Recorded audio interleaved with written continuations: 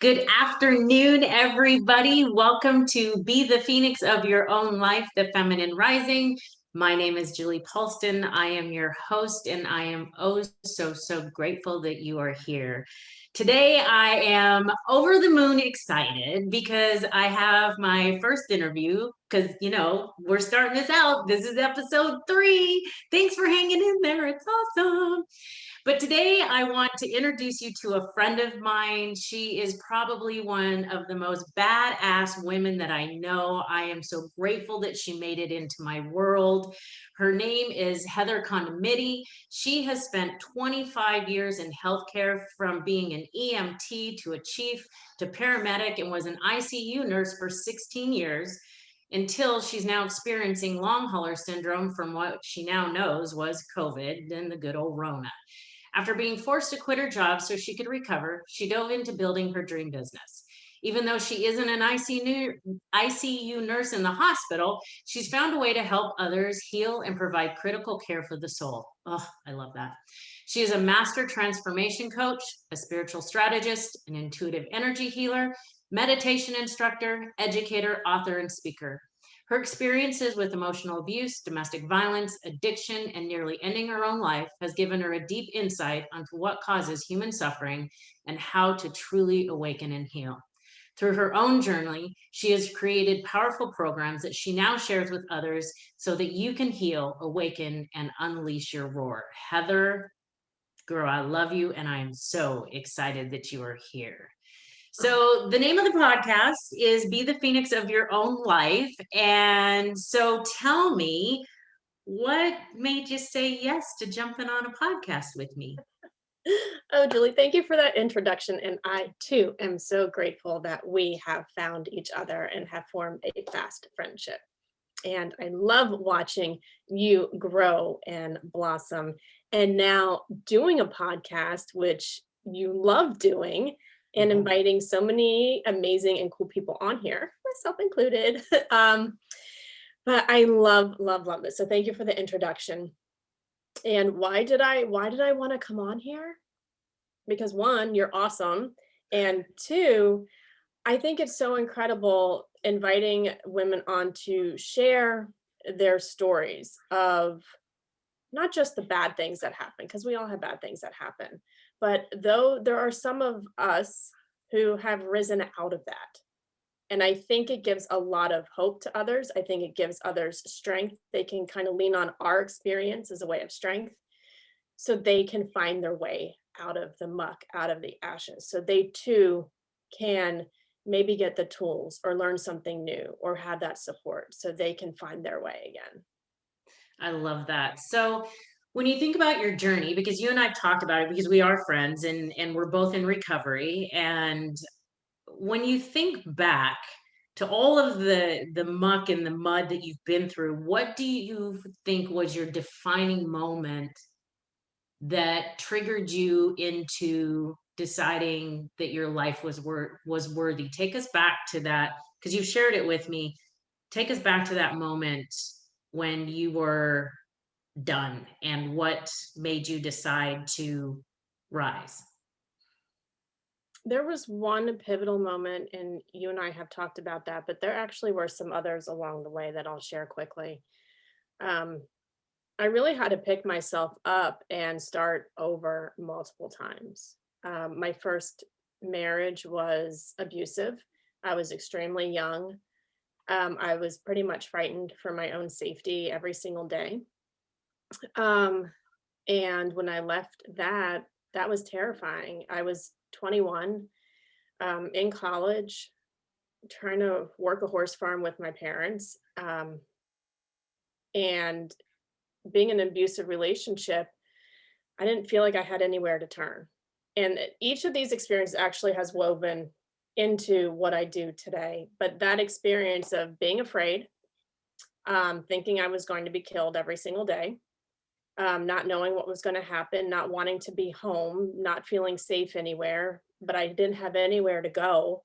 Um, Being so young and having that experience, having to go through it, move through it, and grow through it, gave me a really deep insight, around truly around abuse, that it happens slowly often. They don't just start that way, or else why would you be with them? But having to start over at a young age while still managing full-time school, while doing all the things I was still doing, trying to keep it together. I could not go to school. I couldn't not take care of the horses. I was still part of the ambulance service, working on getting my paramedic and my bachelor's degree in emergency medical services management. I had a lot of responsibilities at a young age. Um, and I was hiding a lot of it from my parents, even though they knew what was going on. But when I left that relationship, I had to learn to start building myself back up. I still worked with him. I still was in the area with him. So I had to learn how Wow. to work with somebody that was an abuser who we were still at the same ambulance service. How scary that must have been, and I can't even imagine because coming from having that in my life, very similar, my first husband tried to kill me, and so, I can't even imagine working with him. So, when did the addiction kick in? When was that part of the story? When did that journey start? That actually started, I probably when I was 16. I started drinking to feel normal. I always was extremely empathic, but I didn't understand what it was. We're not taught how to think, we're not taught what our emotions mean or how to process them. And my father was also emotionally abusive or emotionally absent. I had a great life. Like, I really had everything I wanted. I really, from the outside, had this amazing life. I had all these enriching experiences as a kid, and I had all the things I ever wanted and needed. But, and there's always that caveat, right? Behind closed doors, what happens? My dad was emotionally unavailable. Bless him. He was suffering from his own childhood wounds, and he just didn't know how to deal with certain things. And that's the thing. I never suffered physical abuse, either from my parents or from that first husband. Um, but it was all emotional. And it's really hard, I think, to even wrap our own heads around emotional abuse. Well, I didn't get hit, so it's not that bad. And also being super empathic and having these truly psychic abilities that I didn't even know what to do with, even though I grew up in a household. My mother has psychic abilities. She truly is an empath. She's incredible. However, I didn't know what to do with it. So I started drinking to feel normal because I always felt like an outside alien. Like, I just didn't fit in with kids. I spoke big words. I spoke differently. I acted differently. I didn't know how to be a normal kid. And then being a teenager was rough. We moved when I was in high school, like junior high. So just trying to fit in, trying to feel normal, I found alcohol. Now, there really wasn't a lot in our house. My parents weren't drinkers at all, but they had a booze cabinet. So it started then. And when I realized that I could let loose, I could have fun, I would be accepted. I wasn't the weird kid anymore. That's when it started. And then it kind of became a normal thing. Being in a firehouse, what do we do after we're done duty? We go and we drink. Yeah. Um, I lived in the boondocks. What do? We go to bonfires and we drink. So Yep. what was a fun thing, a party thing, it then turned into a habit thing. And even though I was working 80 hours a week, when I wasn't working, you can bet I was drinking. So, and that Wow. was to feel normal. And that was just to not feel things so deeply. And it was the one way I could fit in, feel normal, and not experience all the different energy and feelings that I was feeling.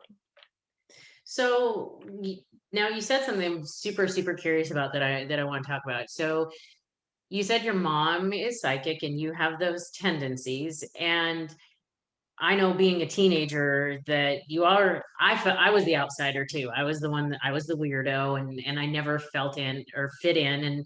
And haven't had those types of tendencies as far as the psychic that I've ever dove into, but definitely the empathic side.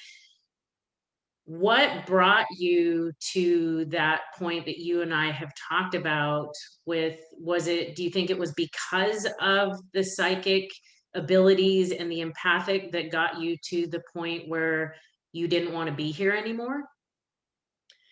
No, I really don't know. I struggled. I had such a My relationship with my parents has been my biggest source of triggers. I'll be honest. I love my parents. I will never do anything or say anything to obviously be disrespectful or hurtful. But I'm now learning that much of what I experience now is gaslighting. There's some narcissistic characteristics to it, if you will. And I had to learn this when I went to addictions therapy. We started talking about some of the things that happened. I always felt good about myself until I would get derailed. and I didn't know how to not get derailed. So I'm not using an excuse, but my mom could derail me in 2 seconds flat. Yeah. I was okay with who I was. I was okay if I didn't pass a test. I was okay if I got an F on a paper. I was okay until, and Hmm. that happened even into adulthood. She didn't agree with my lifestyle, didn't agree with my tattoos, didn't know who I was because I pierced my nose, like just things like that. So my relationship with her can often be very triggering. As my drinking progressed and also working night shift as a nurse, I used it to sleep. My Right. husband and I, craft beer was our hobby. We moved to Savannah, near Savannah, just in a little island off of Savannah, Georgia, and that's a big drinking town. They drink open container anywhere you want to go, you can drink. And we're like, ah. He This was is not manna from heaven. he was not a big drinker at first, but we moved to Savannah and craft beer became our lifestyle. So we would drink continuously on our days off, and all the while we were having fun. And I remember having so much fun, and it was just we could go to the beach and drink. We could walk around downtown and get loaded, and we would pregame to pregame, and it was so much fun. But all the while, my mental health was declining day by day by day. It was bouts of severe depression followed by anxiety. I had to be drunk to talk to my parents, or else I'd be so triggered, um, because something hurtful would be said, and I just didn't know how to process it. And really, that day, I think it all just like it was a culmination of all of that, not knowing how to deal with it. I started feeling more and more depressed. I'd be depressed, I'd wake up, feel anxious, have the shakes, start drinking all over again. Um, and it was that one night in December. I don't know what happened. My husband and I were having fun. It was right before Christmas of December of 2017. I don't remember the date, but we were cleaning. It was Christmas time. We were partying. It was so much fun. So much fun. And all of a sudden, I went into the bathroom and I looked in the mirror and I didn't know who the fuck I was anymore. And all of a sudden it hit me. I'm like, how can I even be with my husband? Like, look at me. Okay, I'm gonna start crying. And then I was thinking, like, I'm not even fulfilling my dream. And I had such a strong calling for so many years to help people in a different capacity, but I just couldn't get out of my own way. My first life coaching certification was done in 2010 or 11. Like I had done it years ago because that's what I wanted to do. Right. But through addiction and through working and on my days off, drinking, partying, and living my life, I just didn't do anything with it. And all of it piled on me in that single moment. And I just didn't want to live anymore. I couldn't bear the pain of it. I couldn't bear the pain of like the disappointment to my parents, to myself, to my husband. I just didn't want to be here. So I think it just was it was like leading up to that, but all in that moment, I honestly don't want to be here. It was too painful to even look at myself. I was disgusted, I was defeated, and I just couldn't bear the thought of being here another day. So I just wanted to tell you I love you and thank you for your vulnerability. It's not easy. It I've I haven't walked in your shoes, but I've walked in shoes that are the same size. And I know how my feet felt in that moment. What made you decide that you were worth more here than not here? Just as I was going to walk out of the bathroom and get my husband's belt, I mean, how rude would that have been to use his belt to kill myself? But I mean, that was I was like, it's the easiest one to use, and I can use that. And just before I walked out of the bathroom, and I don't mean to laugh, but at some point, it's like, what the fuck was I even thinking? These thoughts go through your head when I remember being at that point in time thinking that if I do this, if I literally do this, it's going to be messy and somebody's going to have to clean it up. And I don't want somebody to have to clean this up. I'm going to have to come back and clean it up, but I couldn't figure out how I was going to come back after I was dead to clean it up. Yeah, I mean, I don't, and I was drunk, so I was drunk in this moment. But just as I was getting ready to go out of there, like I was on the floor crying. I don't know if I was physically, I say I was on the floor. I don't know if I was like emotionally on the floor crying or like if I physically sat down. I don't remember, but I felt low. Like I just felt I was like somewhere on the ground and I was crying, but I heard something or felt something. It said, "Get up, you're not done yet." And that's when I stood up and I cried some more, and I was like, fuck, I'm not done yet. Fuck, I'm not done yet. And I just had this, and I will say this, prior to that day, and then the years while living in Savannah where the drinking really ramped up, like 6 years, like it ramped up like hard for 5 to 6 years. I mean, I was drinking before that too, but it Right. was like a lot then. Um, I just had this urgency. I can't, it was like this internal sense of urgency, but I knew my drinking and my addiction was absolutely stopping me from really stepping into my purpose. Um, my mom said that when she was pregnant with me, she knew, like, her guides told her that I was going to be a healer and a teacher and a leader of others. And I helped people heal physically, working with trauma patients and neuro patients and the ICU medical patients, but I had such a strong internal calling, like there was more, but I was stopping myself every step of the way because of the addiction. So I think that night it just was like, get up, you're not done. I had this urgency that I had more to do. It's just, I get like chills everywhere. So, is that the night that you decided that you were done with your drinking? Is that the night that you decided, okay, I'm sober, or did you say, okay, I'm not done, but I'm fucking, I'm still gonna party a little bit until I'm damn well good and ready. I'm gonna keep going. I'm gonna take one No, for the team. it didn't stop me. It did, No. honestly, it didn't stop me. That was in December. It didn't stop me. Um, yeah, I kept drinking. I think I went back out that night and we kept drinking anyway and partying. I just got myself together and I never told my husband what happened. He didn't even know what was going on. Like, he didn't know how bad my mental health was declining. Because we would drink and party and have fun. And Happy And Heather came out. So, happy hey, Heather. Happy Happy, Heather's here. So, nothing. Isn't right. it amazing how we, and I'm sure that people that are listening are seriously identifying with it, with your journey in one way, shape, or form, but how well we cover up what we don't want people to see. Like, we have Mhm. multiple masks that we wear. We have the mask that we wear for our parents. We have the mask we wear. I have kids and grandkids, the mask that I wear for my children, the mask that I used to wear for corporate when I worked in corporate. What was the shift that got you to get sober and start this true journey of what you do now, which is heal people's trauma from a spiritual and a soul sense? What was that? Take us through that. Oh my God, chills. Well, the year, I'll tell you, I wouldn't have stopped on my own. I would not have. Even though I knew it was killing me, and honestly, a lot of the ICU patients I saw too were suffering from the effects of alcohol, and these were not old patients; these were young patients having hepatorenal failure, and it was crazy. So, I mean, that was eye opening too. But what really led me to that is we did a Love Your Liver Month March. We did it the year before, where my husband and I were like, let's just stop drinking for 4 weeks. Let's just detox a little bit, and we'll get back to it. Let's just put it down for a minute.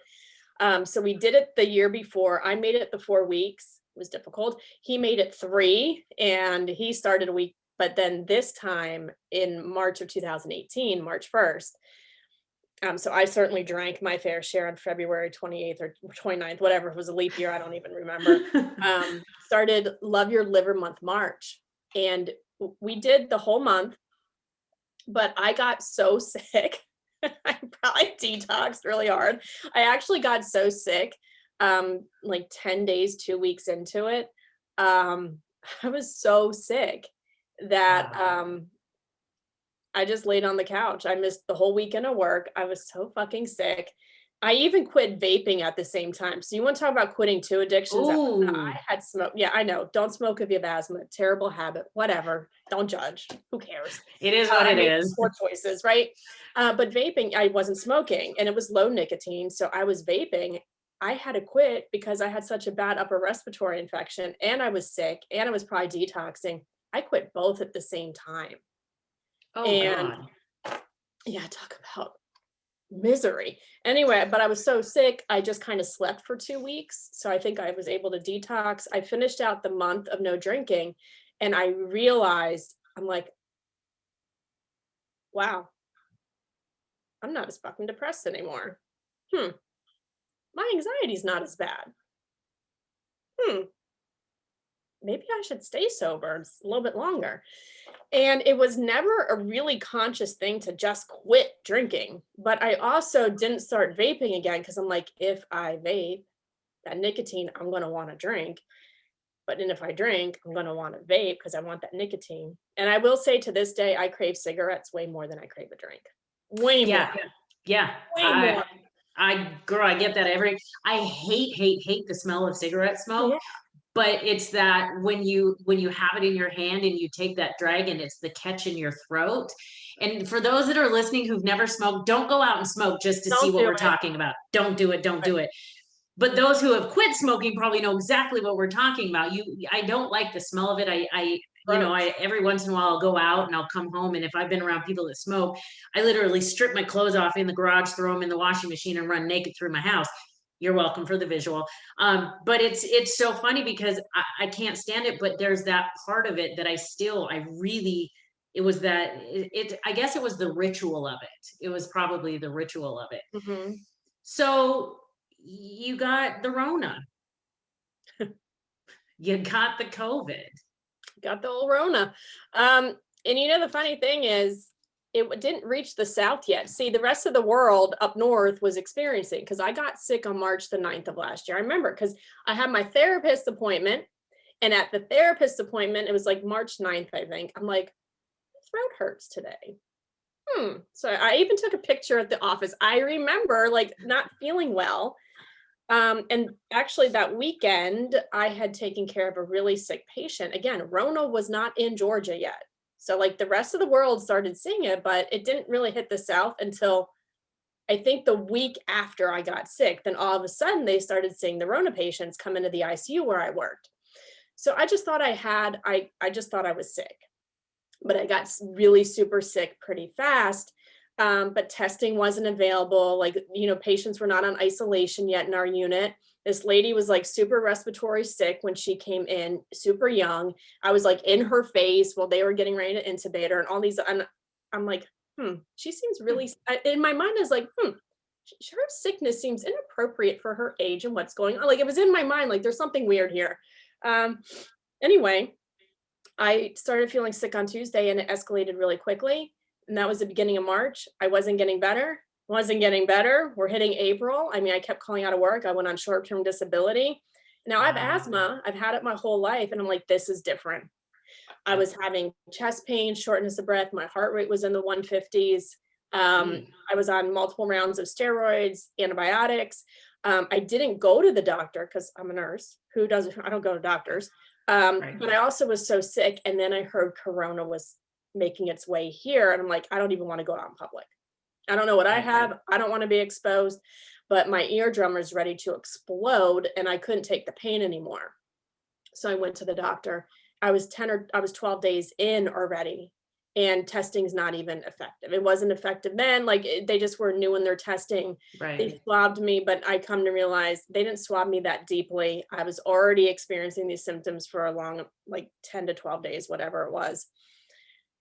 But what the kicker is, by April, I wasn't getting better. I couldn't breathe. My peak flow was low. My pulse ox would drop just walking around the house. My heart rate would shoot up to the 140s, 150s. The doctors didn't believe me. They told me it was anxiety. And this is a story I'm hearing for other people now who have had long hauler symptoms. Doctors Right. blew them off, told them it's anxiety. You're making it up, because they didn't know. They didn't know that these symptoms would continue. I wasn't hospitalized. The antibiotics and steroids took care of my respiratory situation. I had low grade fevers, but I just wasn't getting better. And once I heard how bad like Corona was hitting our unit, the hospital, and other people, I had already been on steroids now for several weeks. I knew my immune system would not be up to par to go back to working in a hospital. So I made the decision. It was scary. My whole adult life, I've been in healthcare. It's what I've Right. done. It was my identity. I enjoyed it. I'm good at it, and I quit because I knew my health had to come first. Right. Period. And And I that think that when you became go through like what you went through with, coming up from suicide and getting sober and releasing all of that, you learn that through that journey that you become priority, that your health has to come first, because if you don't have your health, if you don't put on your own oxygen mask first, you're not going to be good for anybody else.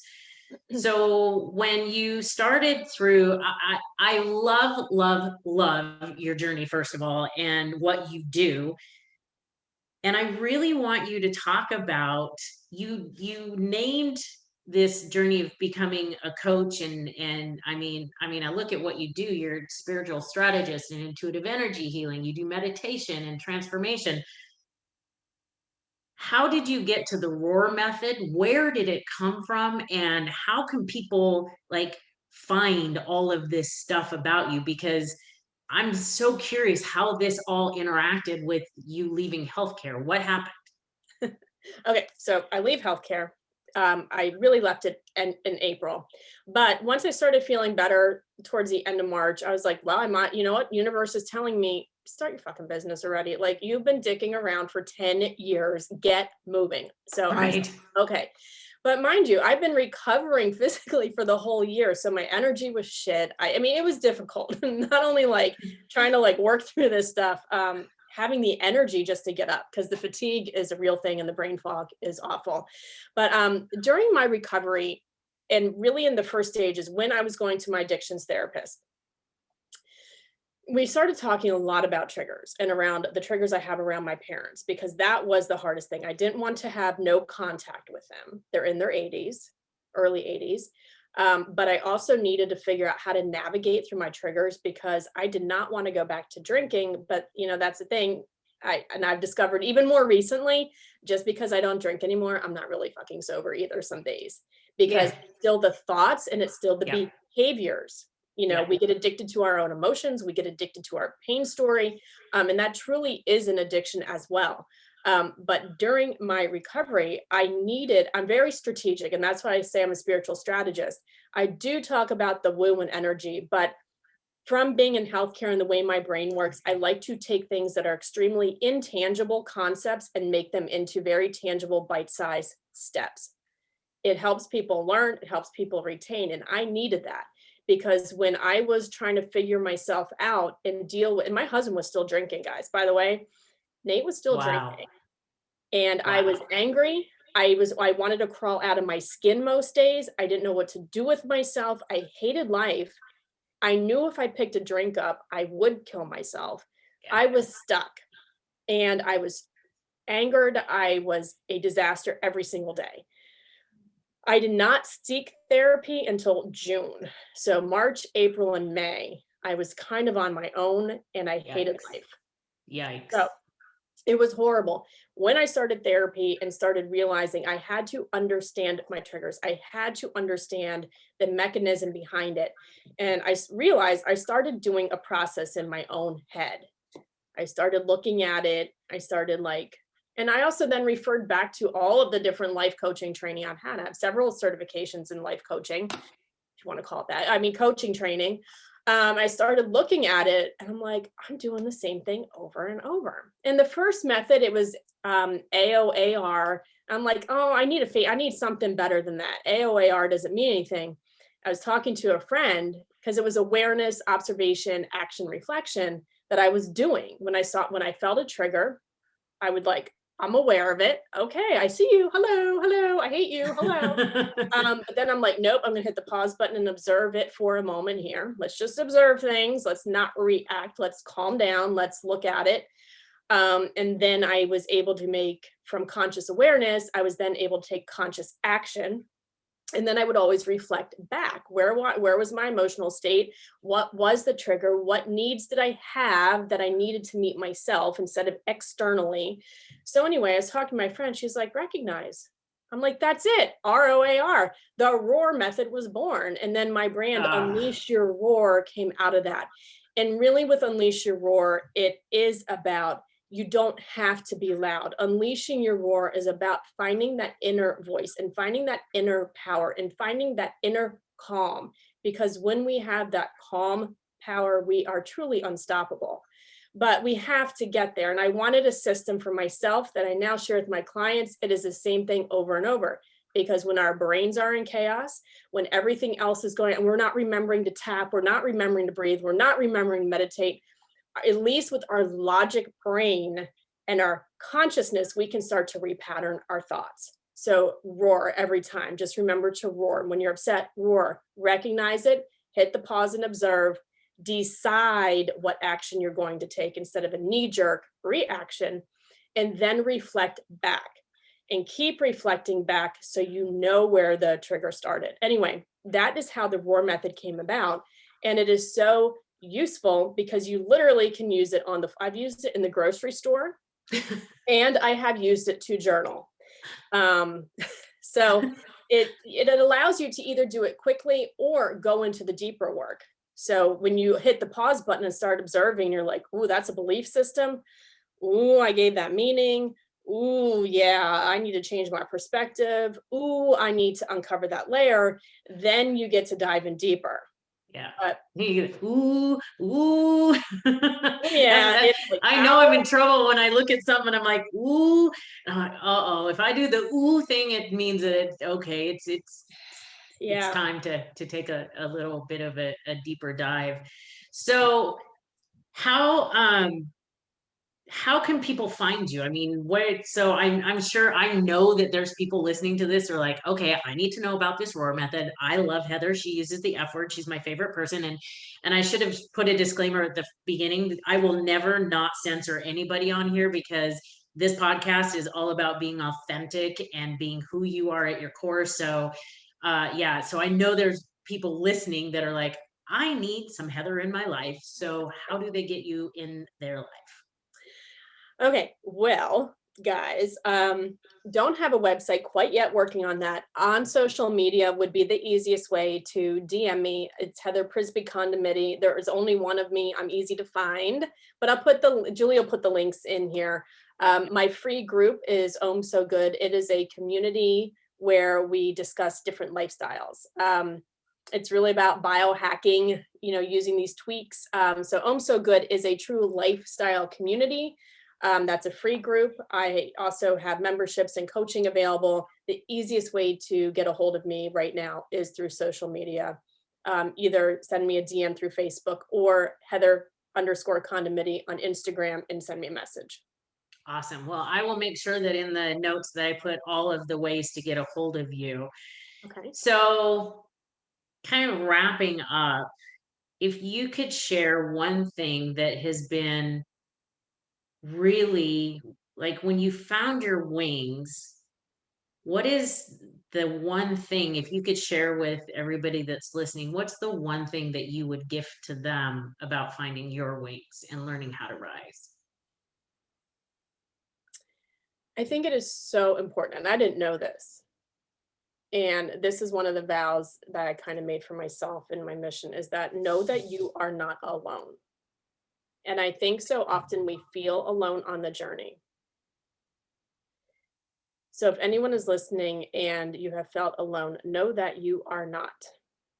Yeah. And that is part of truly of my mission, is that I never want anyone to feel as alone as I did, angry, frustrated, crawling out of your own skin. Literally that feeling like you have nowhere to go, but you Yeah. don't even like yourself and you can't get away from Yeah. yourself. Yeah. Finding my wings, that is my vow. I want you to know you are not alone. And it's okay if certain things don't work out for you. Like if you don't want to do AA, if you don't want to do traditional therapy, if something doesn't feel right, don't do it. But there is and are resources out there and people Yeah. who will be willing to work with you and support you in a way that feels comfortable. Sometimes you have to seek it out and get creative. I didn't know any of this. I knew nothing of this existed. Yeah. I was new into coaching as well. So I'm telling you, those people are out there. You don't have to feel alone. You don't have to do healing in a way that people tell you you have to do healing either. Yeah. I think that's I just, what you said just resonated so deeply, is that, I've been sober almost 31 years and I don't go to meetings. I haven't gone to meetings for years. And people are like, well, Julie, you need to go to meetings. Well, no, I need to do what's best for me. My recovery is exactly that. It's my recovery. Your recovery is exactly that. It's your recovery. And anybody that's listening to this right now, it is your recovery. You have to do it in the way that resonates with who you are at the core of you. It does not give you the excuse to go, well, I'm doing recovery my way, so I'm just going to drink once a week. That's not what we're talking about here. Because trust me, we've all, anybody that's been there, we're like, oh, well, if she said I could do recovery my way, so I'm just going to drink once a week. We all know that's bullshit and it's not going to work. So, here's the thing is that it's really about moving forward with purpose and with passion and understanding that your dreams are on the other side of the things that you fear the most. You have a saying, and I want you to say it because I always mess it up. What's about the grass being greener on the other side of the fence. Oh God, I learned this from one of my business mentors, but I'm like, oh my God, I can apply that to life because it's so fucking true. He says, you know what? The grass is greener on the other side. You know why? Because they water their fucking yard, because they pluck their fucking weeds, because they tend to it. They take care of it every single fucking day. They are tending to their yard. So if your grass is brown, yeah, the grass is greener on the other side because they took the time it takes to take care of their grass. Exactly. So, I love that. yeah. And I told somebody one day, I was like, I was trying to explain it. And I said, and here's the thing, if your grass is brown, the reason why there's a fence, the fence is everything that you need to heal to start Yeah. watering your grass, to start plucking those weeds. Your fence is your inability to see your greatness. The fence is your inability to see that divine inner phoenix that is dying to come out. You hear the call, you keep hearing the calls. The problem is we just keep putting it into our spiritual voicemail saying, I'm going to check it later. I'm going to check it later. Well, later is going to show up in a way that hopefully doesn't show up for the way that it showed up for Heather and I, which was a billboard across the face and a brick upside the head. So, I mean, hopefully your messages, you'll hear it on the first ring and be able to answer it. Heather, this was so much fun. I am so excited for this. I'm so grateful for you. I'm grateful for everything that you do. I am grateful for who you are. I love who you are as a human being. You are a badass goddess warrior, and I am honored to have you on this journey. And I am honored that you were the very first interview. I cannot wait till we get to like episode 100 and we look back and go, huh, well, that was fun. Hashtag mistakes are okay. But you guys, I know that you loved Heather. I'm going to put all the information to find Heather in the show notes. And please, if this resonated with you, first of all, find Heather, get into her group, Ohm So Good. It's OHM So Good on Facebook. And find her friend or follower. And if this episode resonated with you, I would be so grateful if you shared it, subscribed, liked it. I mean, I'm new to this podcasting game. I don't know what it is that you do. I think it's rate, review. I don't know. Do all the things. Just do all the things. And if you want to see the video, I'm actually going to upload this and put it on my YouTube channel. And that link will be in the comments as well.